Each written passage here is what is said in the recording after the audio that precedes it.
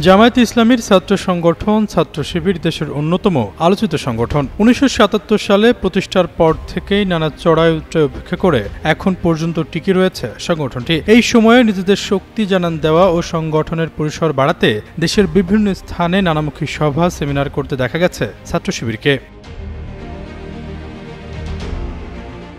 রাজনৈতিক সভা সেমিনারের পাশাপাশি মানবিক কাজেও ব্যাপক অর্থ ব্যয় করে থাকে ছাত্র শিবির। এসব নিয়ে রাজনৈতিক অঙ্গনে ইতিবাচক আলোচনার পাশাপাশি তাদের অর্থের যোগানদাতা কারা তা জানার ব্যাপক আগ্রহ রয়েছে রাজনৈতিক অঙ্গনে। সম্প্রতি দেশের একটি বেসরকারি টেলিভিশন টকশোতে শিবিরের ঢাকা বিশ্ববিদ্যালয় শাখা সভাপতি SM ফরহাদের কাছে উপস্থাপক প্রশ্ন রাখেন, শিবিরের অর্থের যোগানদাতা কারা?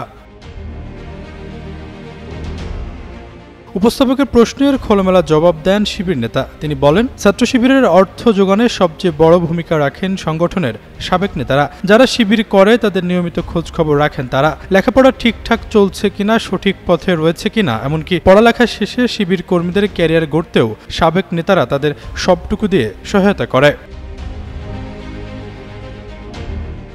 SM ফরহাদ দাবি করেন, সাবেক নেতাদের বিশ্বাস যারা শিবির করে তারা শতভাগ সৎ। ১ কোটি টাকা দিলে কেউ ৫০ লাখ টাকা পকেটে ঢোকাবে না। এই কারণেই অর্থ যোগানে কোনো সমস্যা হয় না। কয়েক মাস আগে শিবিরের অর্থের যোগানদাতা কারা এ নিয়ে প্রশ্ন তুলেছিলেন ছাত্রদলের সাধারণ সম্পাদক নাসির উদ্দিন নাসির। সে সময় ছাত্র শিবিরের শীর্ষ পর্যায়ের নেতারা জানিয়েছিলেন, তাদের অর্থ মূলত সদস্যদের অবদান, শুভাকাঙ্ক্ষীদের দান এবং প্রকাশনা বিক্রয় থেকে আসে। আশরাফুল ইসলাম, যুগান্ত নিউজ।